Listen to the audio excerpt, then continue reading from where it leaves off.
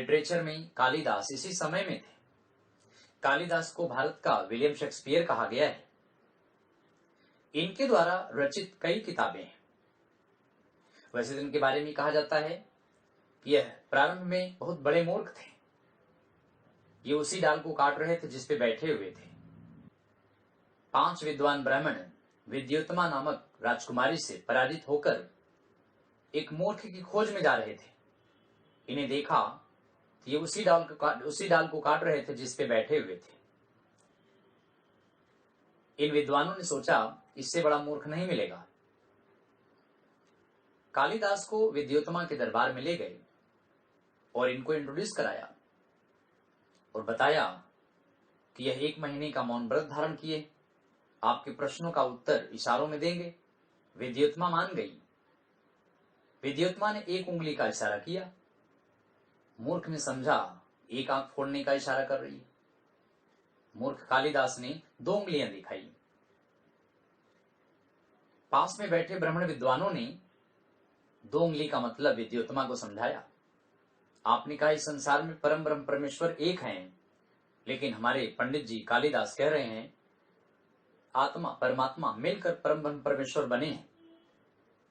विद्युत्मा मान गई। दूसरा प्रश्न विद्युत्मा ने किया 5 उंगली दिखाकर। मूर्ख ने समझा थप्पड़ लगाने का इशारा कर रही है। मूर्ख कालिदास ने फिस्ट दिखाया, घूंसे दिखाया। ब्राह्मण विद्वानों ने फिर समझाया, आपने कहा इस संसार में 5 तत्व हैं, क्षिति जल पावक गगन समीर। पंडित जी कह रहे हैं ये 5 मिलकर शरीर बनी है। विद्युत्मा प्रसन्न हुई, अति प्रसन्न हुई और कालिदास से विवाह कर लिया। साथ साथ रहने लगी। अंततोगत्वा 1 महीने बाद इनका मौन व्रत टूट गया। एक ऊंट को देखकर भावुक हो गए। ऊंट शब्द मुंह से निकल नहीं पाया। लड़खड़ा गई इनकी जबान। उष्ट करने लगे। उतनी देर में ऊंट भी गायब हो गया। तब विद्युत्मा को समझ में आया ये तो महामूर्ख है। जबरदस्त इन पर एक लात से प्रहार किया। सामने मां काली के मंदिर में जाके गिरे। साइड से जीभ कट गई, ब्लड निकला। देवी काली खुश हो गई और देवी काली ने इनको वरदान दे दिया। तभी से ये महाकवि कालिदास कहलाए। दोस्तों, कालिदास ने कई किताबें लिखी है, जिसमें अभिज्ञान शाकुंतलम इनकी सबसे फेमस किताब है। रघुवंशम इन्होंने पहली किताब लिखी है। इस किताब में इन्होंने पार्वती यानी दुर्गा, परमेश्वर यानी शिव की पूजा किया है।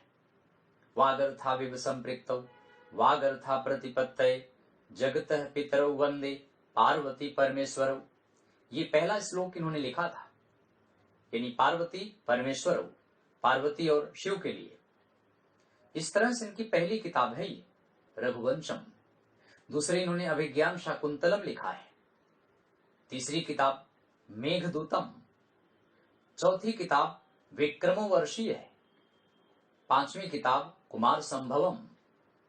6ठी किताब ऋतु संहारम और एक 7वीं किताब भी लिखा है मालविकाग्निमित्रम। ये 7 किताबें कालिदास ने संस्कृत भाषा में चंद्रगुप्त सेकंड के समय में लिखा था। इस कारण चंद्रगुप्त सेकंड की वजह से इस काल को क्लासिकल एरा भी कहा गया है। गोल्डन पीरियड तो कहलाता ही है। चंद्रगुप्त सेकंड के शासन काल को स्वर्ण काल कहा गया है, लेकिन कालिदास की इन किताबों की वजह से इसे क्लासिकल एरा यानी शास्त्रीय काल भी कहा गया है। दोस्तों, कालिदास के अलावा इस समय आर्यभट्ट, वैसे तो आर्यभट्ट का जन्म 476 एडी में हुआ था, यानी चंद्रगुप्त सेकंड के बाद आए थे, लेकिन गुप्त काल में आर्यभट्ट का भी बड़ा नाम है। आर्यभट्ट ने जीरो की खोज किया, पाई यानी 2πr वाला पाई की खोज किया, दशमलव की खोज किया इन्होंने। और आर्यभट्ट ने 2 फेमस किताबें लिखी हैं। एक तो अपने नाम से आर्यभट्टिया लिखा है, दूसरी रोमक सिद्धांत या सूर्य सिद्धांत लिखा है। दोस्तों, यह इनकी किताब बड़ी फेमस है, अक्सर एग्जाम्स में पूछे जाते हैं। आर्यभट्ट के अलावा इस समय प्रसिद्ध एस्ट्रोनॉमर यानी खगोल शास्त्री वराहमिहिर भी रहते थे। इन्होंने पंच सिद्धांत लिखा है। वैसे दोस्तों आर्यभट्ट प्रसिद्ध गणितज्ञ थे और वराहमिहिर प्रसिद्ध खगोल शास्त्री थे। इनके अलावा एक अमर सिंह नामक विद्वान इस समय थे। इन्होंने संस्कृत भाषा में अमर कोश नामक ग्रंथ लिखा है। वैसे यह ग्रंथ नहीं है बल्कि यह संस्कृत भाषा का इंसाइक्लोपीडिया है, यानी संस्कृत में डिक्शनरी की किताब है। चंद्रगुप्त सेकंड के समय में धन्वंतरी नामक एक विद्वान थे। इनको गॉड ऑफ मेडिसिन कहा जाता है। वैसे हमने आपको बताया चरक कनिष्क के दरबार में थे, लेकिन चरक को फादर ऑफ आयुर्वेद कहा गया है, जबकि धन्वंतरी चंद्रगुप्त सेकंड के दरबार में थे। इन्हें गॉड ऑफ मेडिसिन कहा गया है, यानी इन्हें गॉड ऑफ आयुर्वेद भी कहा गया है। दोस्तों इनके अलावा इस समय विष्णु शर्मा थे। विष्णु शर्मा ने पंचतंत्र नामक किताब लिखा है। वैसे आप इन किताबों के बारे में पढ़ा होगा, छोटी छोटी स्टोरीज हैं पंचतंत्र में। इनके अलावा